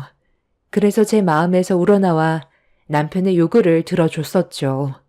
남편이 저희 부모님께도 잘해서 금전적으로 도움받았던 건 어렵지 않았었고 좋은 관계를 유지하면서 잘 지내왔었는데 계속되는 호의는 당연한 권리로 생각했는지 점점 더 저희 가족에게 부담을 안겨주기 시작했어요. 그래서 남편한테 제가 솔직하게 부담스럽다고 털어놨는데 그 말을 듣던 남편이 표정이 안 좋아지기 시작하면서 저를 대하는 행동들이 점점 차가워지기 시작했습니다. 저희 가족은 시댁 식구들과 좋은 관계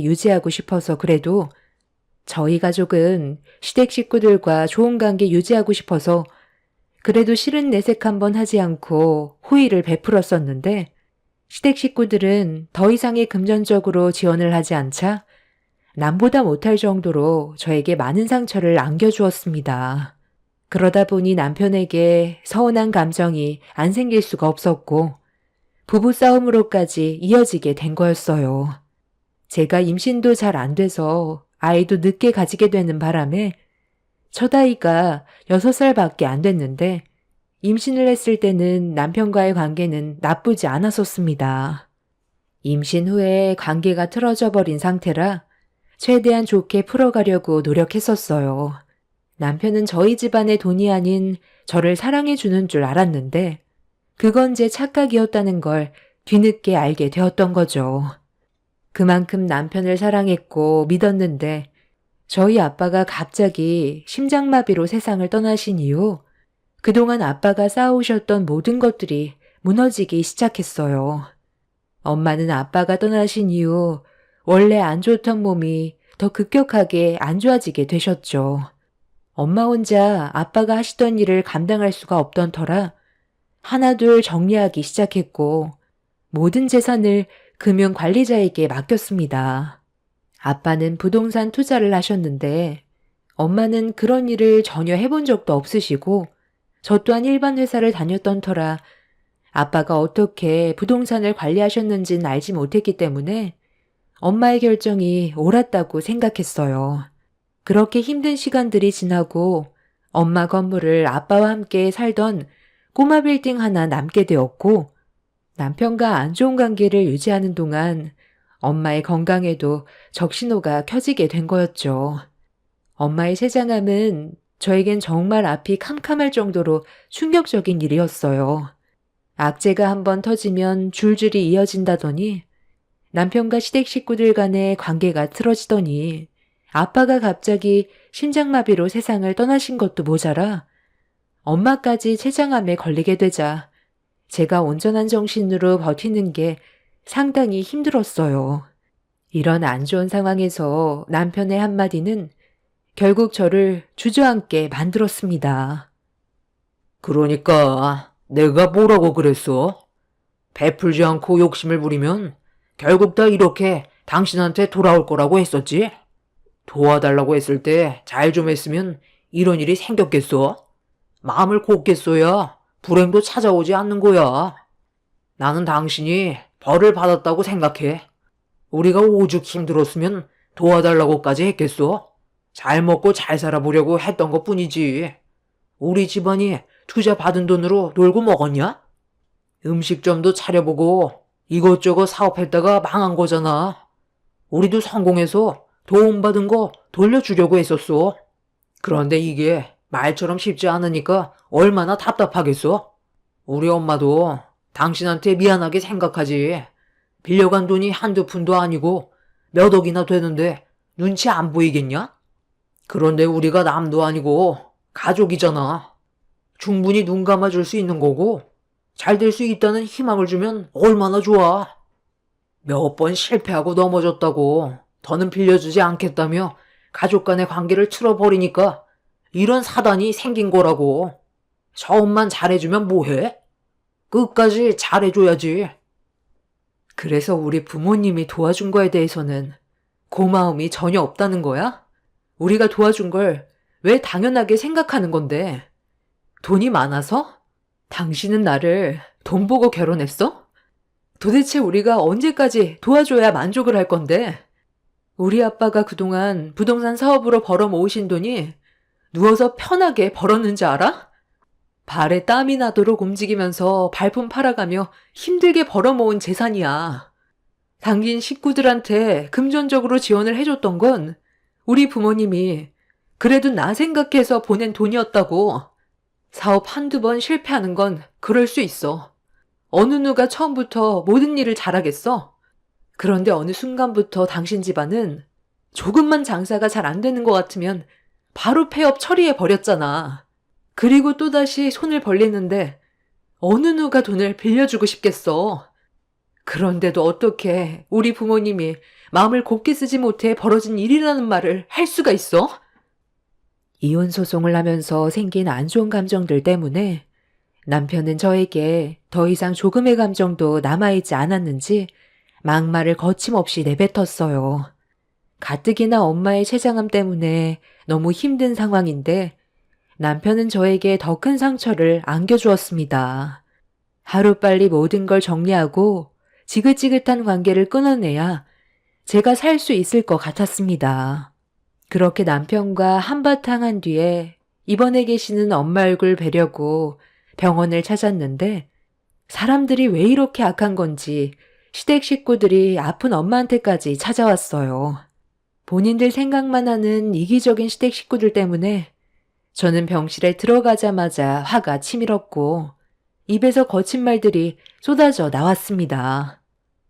지금 여기가 어디라고 찾아와? 우리 엄마가 언제 돌아가실지 그거 보려고 온 거야? 당신 아들과 이혼 때문에 법적 싸움까지 간 걸 알면서 도대체 여기 온 이유가 뭐야? 아직까지 미련을 못 버렸어? 어차피 끝난 관계인데 항암 치료받고 있는 우리 엄마한테 그만 좀 손 벌려. 이 거지 같은 것들아. 얘가 지금 셰미한테 못하는 말이 없어?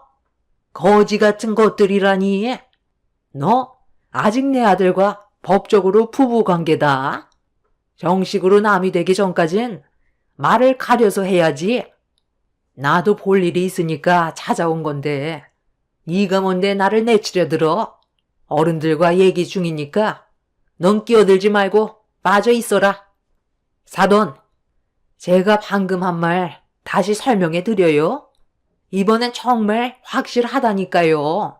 한 번만 도와주시면 더는 도와달라는 말 하지도 않을 겁니다. 이번에 제 아들과 이혼하려는 마당에 여기까지 찾아온 이유를 모르겠어요. 그만큼 확실하니까 돈 좀 빌려달라는 거예요. 혹시 알아요? 이번 일이 잘 되면 제 아들과 며느리가 다시 예전처럼 좋은 관계로 발전할 수도 있는 거잖아요. 손녀딸이 지금 6살인데 부모 없는 자식 만들고 싶으세요? 세상 떠나실 때 돈 싸들고 가지도 못하는 거 왜 이렇게 꽁꽁 묶어두시는지 모르겠네. 사돈, 무슨 말이라도 좀 해봐요. 췌장암에 걸려서 귀까지 어두워지셨나? 예, 사돈께서 췌장암 때문에 귀까지 안 들리시는 거니?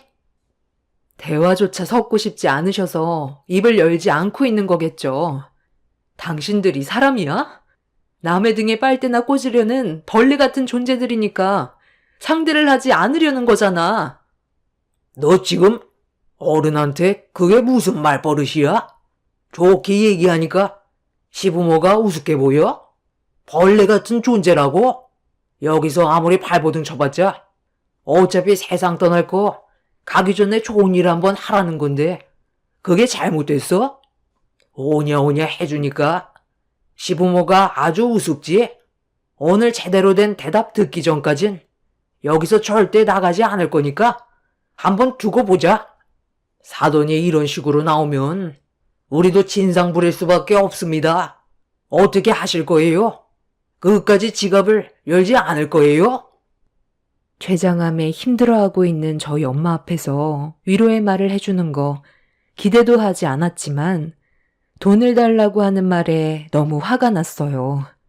그래도 10년간 며느리로 지냈는데 기본적으로 지켜야 될 것도 지키지 않는 시부모와 뒤에서 편을 들어주고 있는 시동생의 행동에 더는 참을 수가 없어 병원 관계자를 불러 도움을 요청했고 그렇게 시댁 식구들을 병실에서 내쫓을 수 있었습니다. 더 이상 사람 대우해주고 싶지도 않았었고 저도 막 나가기로 했어요. 그렇게 병실에서 내쫓긴 시댁 식구들은 한참 동안 그 자리를 떠나지 않고 난리를 치면서 돈을 빌려주지 않은 저희 엄마한테 막말까지 퍼부었습니다. 하루빨리 이혼을 하는 게 저와 엄마가 덜 피해를 받는 방법인데 모든 걸 법으로 해결을 해야 돼서 결과를 기다려야 한다는 게 너무 답답하기만 했습니다.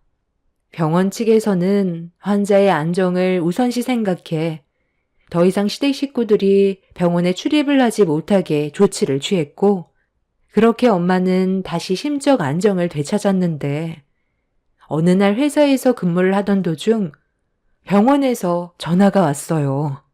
아무 생각 없이 받았는데 전혀 예상하지 못했던 말이라 엄청난 충격으로 다가왔었고 급하게 병원으로 향했는데 이미 엄마는 제가 병원으로 가는 도중에 갑자기 세상을 떠나고 마셨습니다. 저와 작별 인사도 없이 갑자기 떠나셔서 너무 당황스러웠어요.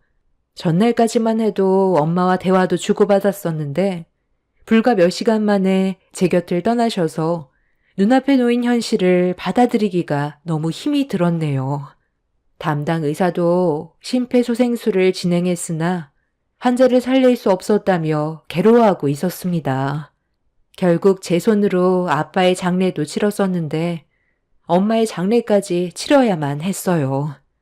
그렇게 장례식장에서 엄마의 영정사진을 보며 오열을 했고 제가 못해드린 기억밖엔 안 떠올라 눈물이 멈추지 않고 있는데 엄마가 세상을 떠났다는 소식을 듣게 된 남편이 시댁 식구들을 전부 다 데리고 장례식장을 찾아왔어요. 이미 저는 정신적, 신체적으로 모든 상태가 좋지 않았던 상황이라 그냥 조용히 있다가 돌아가길 바라고 있었습니다. 엄마의 장례식장에서 시댁 식구들과 얼굴을 붉히며 싸우고 싶지 않았었는데 그건 제 바람이었을 뿐 저에게 다가와 괴로워하고 있는 저를 사정없이 들쑤셨습니다. 처음엔 그냥 무시하려 했는데 제가 아무런 반응을 하지 않자 세상 떠난 저희 엄마의 욕을 거침없이 뱉었어요. 에휴, 그러니 마음을 곱게 써야지. 내가 이럴 줄 알았다니까. 네가 병원에 오기 전에 내가 사돈한테 그랬거든. 얼마 가지 못해 세상 떠날 거라고. 그런데 봐봐라. 버티지도 못하고 결국 세상을 떠났잖아. 사람이 마음이 고와야 오래 산다고 그랬다. 사돈들 떠났으니 이제 곧 너도 얼마 남지 않았겠네. 내 아들은 너랑 이혼 안 하기로 결정을 내렸다. 애도 있는데 이혼하면 얼마나 상처가 크겠어? 그리고 사돈이 세상을 떠났으면 그 많은 재산 누구 이름으로 가겠니? 다 너한테 가게 될 텐데 여기서 이혼을 하게 되면 내 아들 몫이 줄어들잖아. 너도 언제 어디서 어떻게 떠날지 모르는데 차라리 버티는 게 좋지 않겠니? 정이혼을 원한다면 사돈이 가지고 있던 재산이 얼마인지 그것부터 나한테 얘기해라. 부동산 정리하고 꼬마 빌딩 하나 남겨놨으면 재산이 어마어마하게 있을 거 아니야. 내 아들이 꼴랑 이혼 위자료 몇 번 받자고 못난 너랑 10년간 붙어 있었겠냐? 어떻게 할래? 평생 우리 집안과 엮여서 힘들게 살던지 아니면 가지고 있는 재산 절반 토해내고 이혼하던지 둘 중 하나 선택해라. 네가 아무리 내 아들과 이혼을 하려고 발버둥 쳐봤자 절대로 끊어낼 수 없으니까 괜한 고집 부리지 말고 내 아들과 다시 관계 회복해라.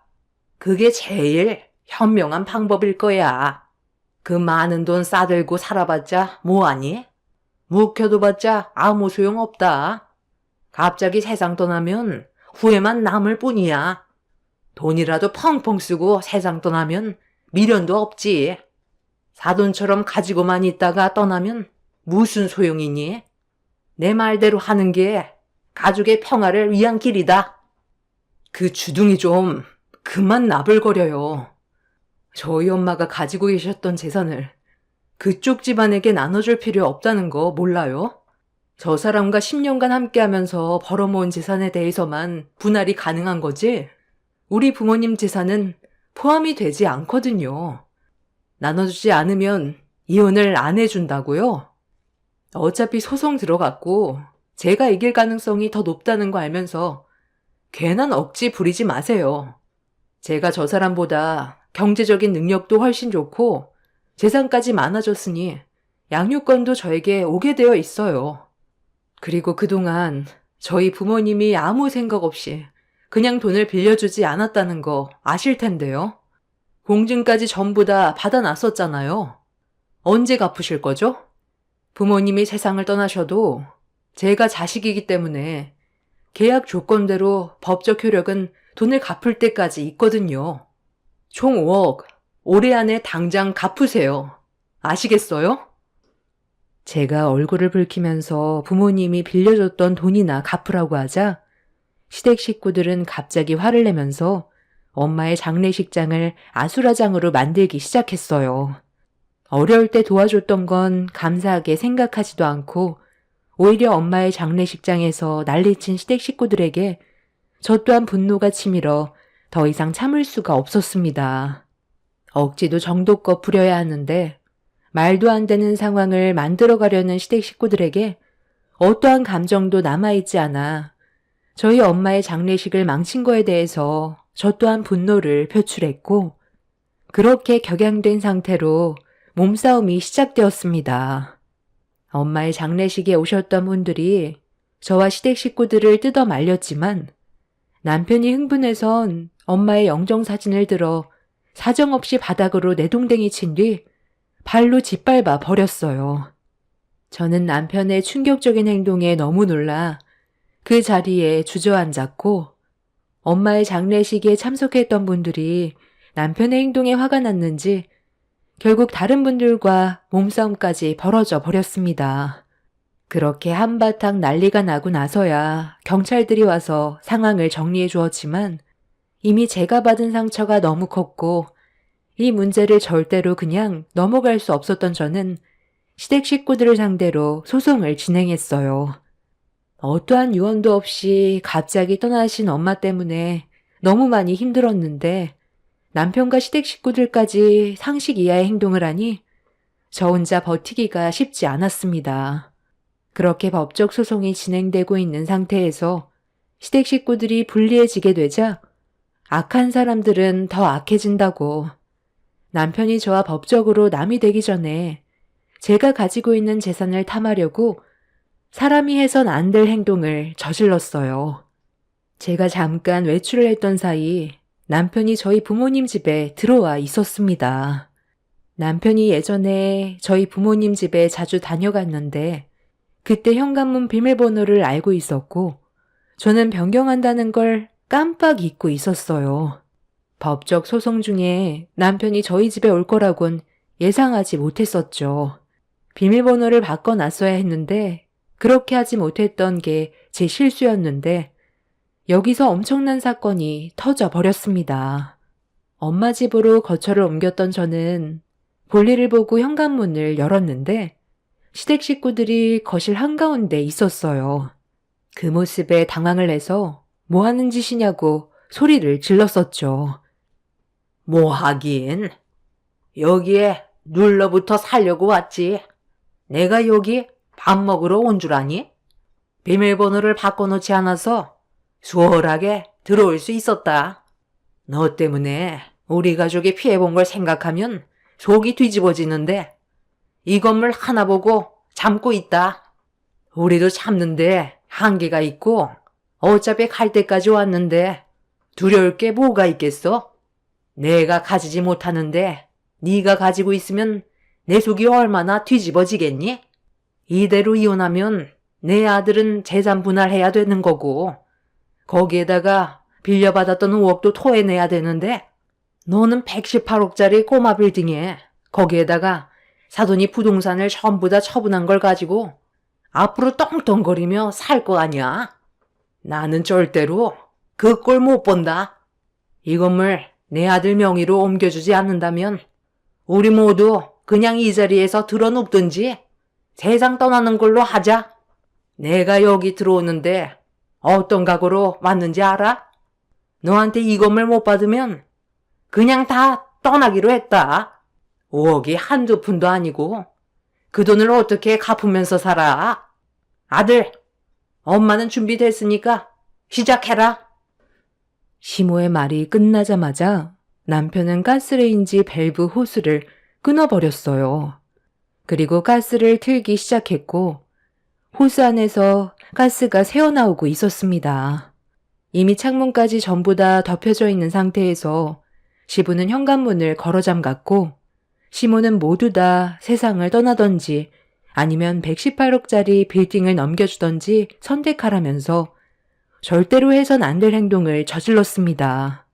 아래층엔 학원이라 학생들이 공부를 하고 있었고 그 밑에 층에는 병원이 있어서 잘못된 선택으로 인해 많은 사람들이 피해를 볼 수도 있는 상황인데 본인들 욕심만 채우려고 가스 밸브를 잘라 저에게 협박을 하는 시댁 식구들이 인간같이 안 보였어요. 제가 뭐 하는 짓이냐고 소리를 질렀지만 이미 시댁 식구들은 전부 이성을 잃어버린 상태였습니다. 건물을 주지 않겠다는 말을 한 순간 가스레인지 불을 켜려고 작정한 듯 보였어요. 그 모습에 너무 화가 난 저는 차라리 그냥 모두 세상 떠나자고 시댁 식구들에게 엄마의 건물이 넘어갈 바엔 나라가 가져가는 게 훨씬 낫겠다고 더 큰 목소리로 난리를 쳤어요. 제가 오히려 강하게 나오자 시댁 식구들은 당황했는지 가스레인지에 불을 붙이겠다며 더 큰 소리를 내며 저에게 겁을 주려 하자 더 이상 머뭇거리지 말라며 가스레인지에 손을 올렸습니다. 그러자 남편이 기겁을 하며 그 자리에서 도망치더니 방 안으로 들어가 숨어버렸어요. 시부는 이미 현관문을 열고 도망가 버린 상태였습니다. 시모는 그 자리에서 엎드려 머리를 숙이고 있었는데 벌벌 떨면서 일어나지 못하고 있더라고요. 조금만 겁을 주면 제가 살고 싶어서 건물을 주겠다고 타협할 거라 생각했는지 액션만 취하려는 행동이 정말 한심해 보였습니다. 저는 가스밸브를 급하게 잠근 뒤 집안 전체의 창문을 연 다음 경찰에 신고를 했어요. 그리고 엎드린 채 일어나지 못한 시모에게 이 문제까지 추가로 법적 처벌이 점점 더 무거워질 거라면서 경찰 조사 잘 받고 나오라며 집 밖으로 나가라고 했는데 시모가 계속 엎드린 채 일어나지 않고 있었습니다. 그런데 시모가 엎드린 자리에 무언가가 흐르고 있었어요. 알고 보니 제가 남편이 들고 있던 가스밸브를 빼앗아 가스레인지를 키려 하자 순간적으로 놀랐는지 바지에 실수를 해서 일어나지 못하고 있던 거였습니다. 세상에 미련이 남아있는 사람들이 욕심에 눈이 멀어 마음에도 없는 행동을 저지르려다가 되려 반대로 당하게 되자 예상치 못한 상황 때문에 많이 놀란 듯 보였습니다. 정말 답이 안 나왔고 왜 이렇게까지 사는지 이해할 수가 없었어요. 자신들의 노력으로 살아가는 게 아닌 타인의 노력을 빼앗아 살아가려는 그런 심보가 참 미련해 보였습니다. 이 문제로 시댁 식구들은 경찰 조사를 추가로 받게 되었고 한순간의 실수로 인해 엄청난 대형 참사로 이어질 뻔했기 때문에 법적으로 처벌을 면할 수가 없었습니다. 그리고 이 문제로 남편과의 이혼은 오래 걸리지 않았고 그렇게 상황이 마무리되는 줄 알았는데 여기에서 또 다른 문제가 생겼어요. 본인들의 잘못을 인정하고 싶지 않았는지 경찰의 출석 요구를 불응하고 법적 처벌을 피하기 위해 도망을 치다가 결국 자신들의 잘못을 본인들이 받게 되는 대형 사고로까지 이어지게 되었습니다. 시댁 식구들을 태우고 밤에 도망을 치던 남편이 도로에 떨어져 있던 적재물을 미처 확인하지 못하고 밟고 지나치게 되면서 도로가 분리되어 있는 곳에 있던 가드레일에 그대로 들이받아 차 안에 타고 있던 일가족이 깡그리 몰살되는 불행을 겪게 되었습니다. 너무 예상치 못했던 상황이라 소식을 듣던 저는 당황스러웠고 그 사람들의 신원 확인까지 하게 되었네요.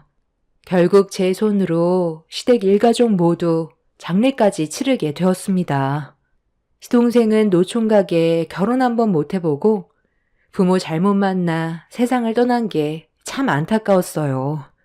본인들 욕심만 채우려다가 일가족 모두가 세상을 떠나게 된 상황이 많은 생각을 하게 만들었어요. 사람은 자신의 욕심을 채우려고 더 큰 걸 바라다간 결국 그 끝은 나락이 될 수 있다는 걸 알게 되었습니다. 자신에게 주어진 삶에 만족하고 그 환경에 최선을 다해 살면 나중엔 좋은 결과가 올 거라 생각해요. 제 사연을 들어주신 여러분들께서도 욕심을 채우려고 발버둥 치기보단 좀 더 심적으로 여유 있는 삶을 살아가셨으면 좋겠습니다. 저는 이번에 저희 부모님께서 모으셨던 재산의 일부를 좋은 곳에 기부를 했어요. 곧 연말이고 어려운 분들이 많다는 걸 알기 때문에 제 마음을 나누고 싶었습니다. 제 사연을 들어주신 여러분들의 가정에는 언제나 축복만 함께 하시길 바랄게요. 감사합니다.